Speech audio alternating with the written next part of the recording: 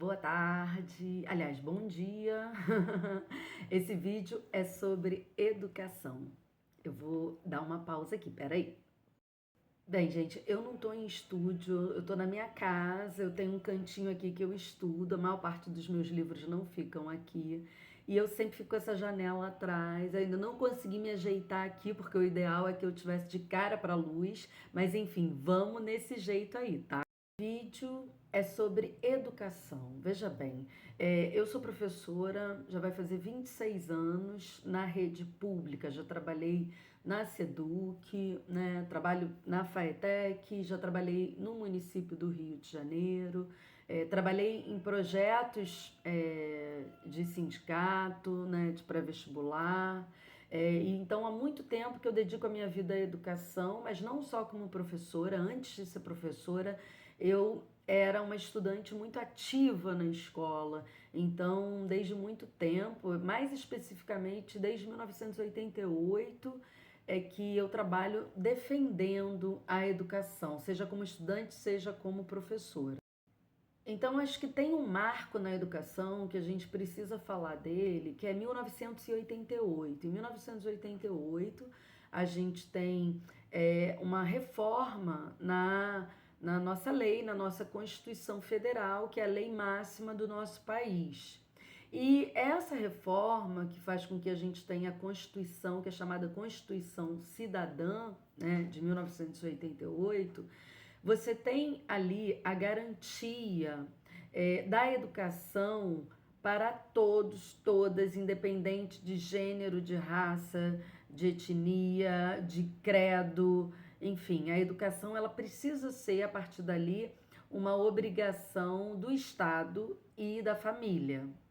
Agora veja, em 1988, o neoliberalismo ele já estava se instalando no mundo, né? A gente já tinha tido um começo neoliberal no Chile com o Augusto Pinochet, depois Margaret Thatcher na Inglaterra, né? E qual é, na verdade, a característica do neoliberalismo? E a gente vai ver como é que ela afeta a educação.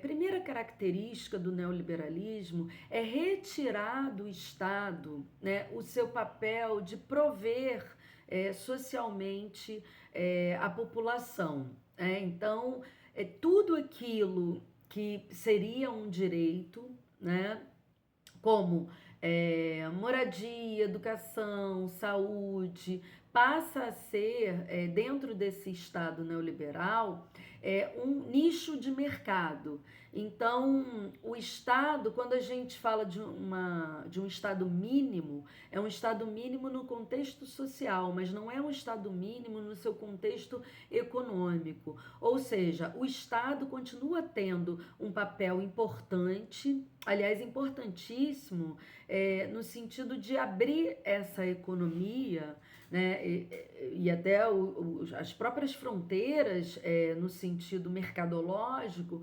para o grande capital. Então, a gente está vivendo em 1988 um período de reestruturação produtiva em que os meios de produção eles vão alternar suas formas do Fordismo para o Toyotismo. Essa reestruturação produtiva vai, obviamente, ter o Estado, né, que é o Estado capitalista, como um braço para que os mercados se abram.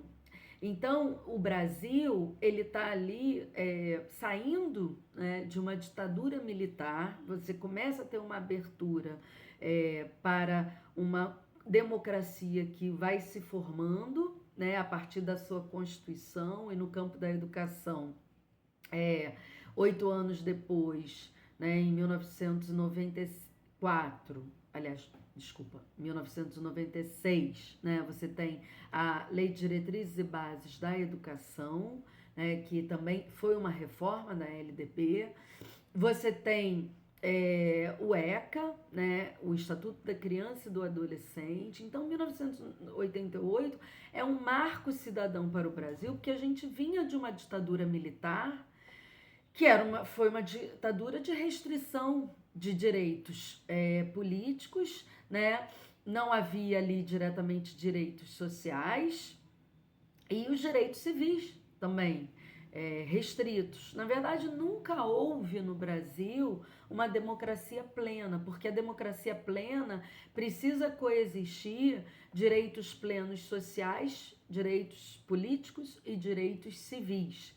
Então, nós estamos ali num momento que é um momento de abertura política, mas de busca dos movimentos sociais, de obter também conquistas políticas, sociais e civis. No campo da educação, por que é um marco 1988? Tanto é porque, como eu havia dito antes, o direito à educação básica, né? A educação básica, não a universitária, ela vai ser plena porque é uma obrigação do Estado e da família, né, prover, né, a criança e o adolescente e fazer com que essa criança e adolescente tenha que ir à escola, tenha que ter o acesso à educação, né? Por outro lado, é um direito que começa a ser discutido, cobrado através do Estatuto da Criança e do Adolescente, em 1990, quando o Estatuto ele é feito, e a LDB, ela regula isso tudo em 1996, trazendo a perspectiva de uma educação que ela vai ter que ser garantida pelo Estado, muito embora a LDB de 1996 ela ainda mantém o direito à educação privada, né? O que, a meu ver, é um problema, porque mantém a educação ainda como uma possibilidade de ser mercadológica.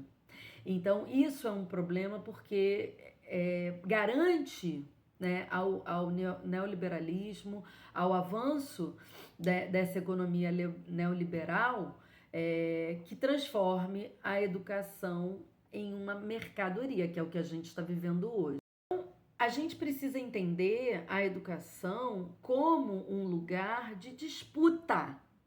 Isso, gente, para professores e professoras, educadores no geral, responsáveis, né, cuidadores, tutores de crianças e de adolescentes, e para adolescentes e jovens. A gente precisa parar de entender o Estado como incompetente por não prover a todos e todas a educação. O Estado, ele não está sendo incompetente. O Estado, ele está ali cumprindo um papel de garantir que o mercado utilize esse nicho, né, que é a educação, para fazer mais dinheiro, para lucrar. Então, quando a escola pública ela não recebe todos os investimentos que estão garantidos em lei, que é 25% do recolhimento de impostos para a educação, que isso nunca acontece, né? Quando garante por um lado, a lei da merenda, que é uma lei federal, ou o Plano Nacional do Livro Didático, PNLD, enfim, todos esses apetrechos para garantir ali uma qualidade na educação, são apetrechos também que eles vêm sem um controle democrático da sua base, e aí possibilita que o mercado, né, através de empresas, transformem a educação pública em algo também privado. Vou dar um exemplo. Por exemplo, a merenda. A merenda, existe uma verba federal para a merenda para todas as escolas, escolas municipais e escolas estaduais. Né? A criança e o adolescente têm o direito a comer na escola. Mas qual é o problema? O problema é que essa merenda, essa verba dessa merenda e como essa verba ela é utilizada, ela tem um determinado controle popular? De certa forma, sim, porque deveria passar pelo Conselho Escolar Comunitário. Mas aí vem a questão. Primeiro, que nem sempre passa. Segundo, é que não existem outros mecanismos democráticos para o controle dessa merenda. Então, muitas vezes as crianças elas vão ter acesso a uma merenda ruim, de má qualidade, dentro da escola. Né? E aí tem a ver com a gente não conseguir ter o controle. Por exemplo, a nutricionista, que normalmente é mulher, a nutricionista faz um cardápio que supostamente é um cardápio que faz bem para as crianças, que é algo que tem a ver aí com os estudos da nutrição. Só que não, né? Porque chega segunda-feira, praticamente em todas as escolas, o que, que as crianças têm acesso? A ovo. Muitas vezes aquele ovo nem é ovo mesmo, mas é um pozinho que vira um ovo. Não tem acesso muitas vezes a legume, né? Essa merenda vem de empresas que vendem a merenda. Que empresas são essas? Muitas vezes a gente não tem controle dessas empresas. E aí a gente sabe que muitas empresas são obscuras, né? Por exemplo, na rede que eu trabalho, que é a rede Faetec, a merenda do lanche. A merenda do lanche é sempre um suquinho, né? Ou um todinho, não é nem a todinho, é um achocolatado, ou um iogurte e um pacotinho de biscoito. Isso é um problema? É um problema. Primeiro, porque é uma quantidade reduzida para adolescentes em fase de crescimento. Segundo, é que a quantidade de açúcar que tem naqueles suquinhos, naquele achocolatado, é imensa, né? Então, assim, como que pode tomar uma quantidade de açúcar tão grande? Inclusive, quando a ciência vem provando de que o açúcar é um dos elementos, se não o principal elemento, para causar câncer no intestino, né? Depois, um pacotinho de biscoito. Gente, que biscoito é esse? Aqueles jovens aguentam ficar uma manhã inteira com aquele pacotinho de biscoito, que às vezes vem 3 biscoitos creme cracker, tipo creme cracker, ou 3 biscoitos de açúcar, né? Então, essa falta de controle que tem a comunidade escolar em relação à merenda é um exemplo de que como que a lei ela existe, mas na prática, se você não tem mecanismos de controles populares, aquilo é totalmente relativizado e nós não sabemos que empresas que ganham com isso. Compreende? É por aí. Por exemplo, também o Plano Nacional do Livro Didático. O professor na escola, ele não tem o direito de discutir essa verba. Muitos professores não gostam de usar livro didático. Eu sou uma delas, eu não uso. Existe uma série de livros, livros de literatura, livros de sociologia, livros que os estudantes poderiam ter acesso, têm todas as condições de ter acesso, e você, através muitas vezes de um livro de literatura, você vai conseguir trabalhar todo o conteúdo daquele bimestre, ou daquela etapa, ou daquele trimestre. Enfim, e aí o professor não tem autonomia para falar, não, não quero o livro didático, mas eu quero utilizar essa verba que existe para comprar livros de outro tipo para os meus alunos. E poderia-se ter até uma discussão de ter um controle dos livros que o professor está propondo e internamente na escola se discutir isso, né? Só que não existe.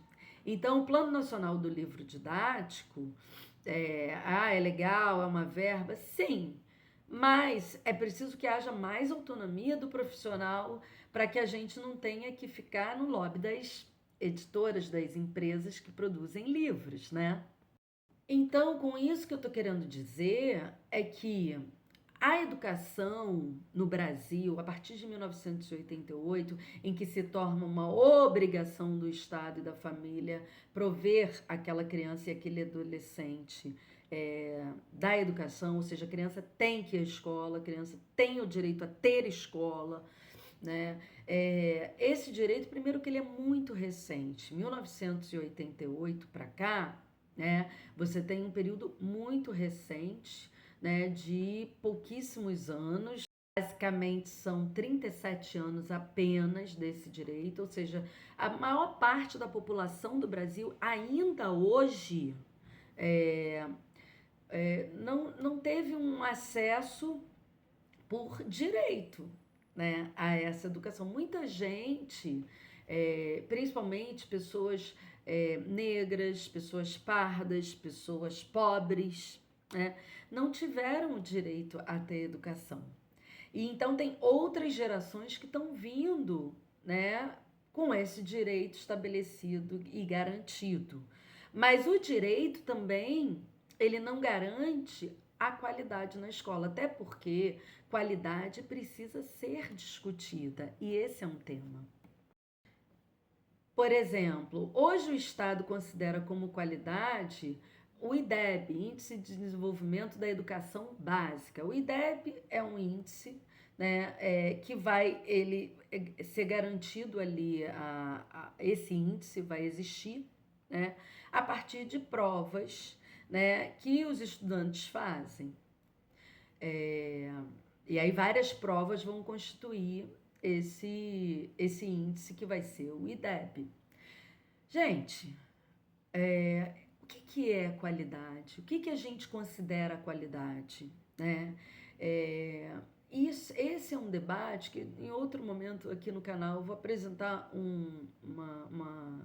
uma fala sobre o IDEB, mas o que eu quero falar agora é o seguinte: nesses 37 anos em que a educação ela é obrigada pelo Estado a garantir, a gente não teve condições ainda, não pudemos, não fizemos um debate sério sobre o que é essa qualidade. Essa qualidade, né, é fazer uma prova, é garantir que haja uma nota numa prova. O que essa prova expressa? Né? Se existe uma escola que seja uma escola com que as crianças, em que a maioria das crianças e jovens tem uma nota alta nessa prova, significa necessariamente que esse estudante ele foi bem acolhido, significa que esse estudante teve condições de ter acesso ao conteúdo, significa que essa escola ela teve realmente tudo que a gente espera, por exemplo, que crianças e jovens sejam felizes naquele lugar? Será que ela consegue garantir isso? A prova, o IDEB, mostra essa felicidade? Ou será que também aquela escola que tem IDEB super baixo, que está sendo averiguado se essa escola ela está numa região de conflito, se essas crianças estão conseguindo ir à escola, se essa escola tem comida, se essa comida que existe ela é uma boa comida, se essa escola ela garante que esse estudante consiga ter o aprendizado. Então, esse debate da qualidade na escola é um debate que cabe a todos nós. Cabe aos professores, cabe aos outros profissionais de educação presentes na escola, cabe aos responsáveis e cabe à própria criança e ao adolescente, dele dizer o que ele quer, né? O que é importante para ele ter naquela escola. E aí, dentro de todo esse debate, né, da nossa história recente da democracia e do acesso à educação, né, do que é qualidade na escola, a gente precisa também falar, para finalizar, porque não dá para falar de tudo, mas falar que, nesse momento, depois de 37 anos, né, da Constituição da República, da chamada Constituição Cidadã, né, de pouquíssimos anos, de 35 anos apenas, né, do Estatuto da Criança e do Adolescente, não é? De aí um pouco mais de 20 anos, né, 21 anos aí de LDB, né, desse pouquíssimo tempo que a gente tem de democracia, né, vem um secretário de Educação Municipal do Rio de Janeiro, o senhor Ferreirinha, numa reunião convidar uma professora que se retire do magistério. Em tão pouco tempo de democracia na escola, né, de democracia do acesso à escola, em que a gente busca universalizar a educação no Brasil, a fala de um secretário municipal não está satisfeita, se retire. Isso é muito grave. Isso precisa ser falado, né? Porque tudo que a gente não quer é que as pessoas se retirem da educação. O que a gente quer é que mais gente queira o magistério.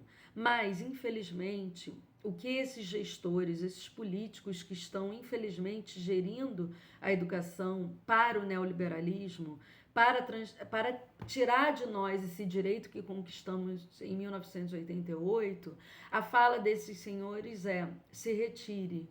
E eu entendo que a nossa luta enquanto educadores, a nossa luta enquanto responsáveis, né, e que queremos que nossos filhos e filhas e netas e sobrinhos tenham educação, tem que ser vocês, políticos, que não sabem gerir a educação, se retirem, porque nós precisamos garantir o que há 37 anos atrás nós lutamos para conquistar, que é o direito pleno à educação pública.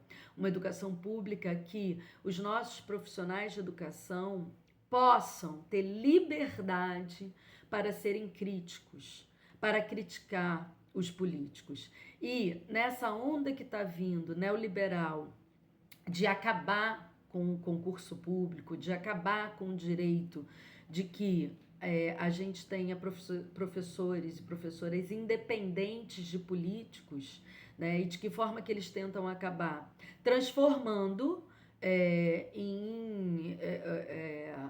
o acesso ao magistério em contratos, quando nós sabemos que boa parte dos contratos, eles acontecem via politicagem. Nós não queremos isso, gente. Isso é o fim da educação pública. Então, eu deixo o fim desse vídeo aí com essa fala lamentável desse secretário municipal de educação do Rio de Janeiro. Um abraço e até lá.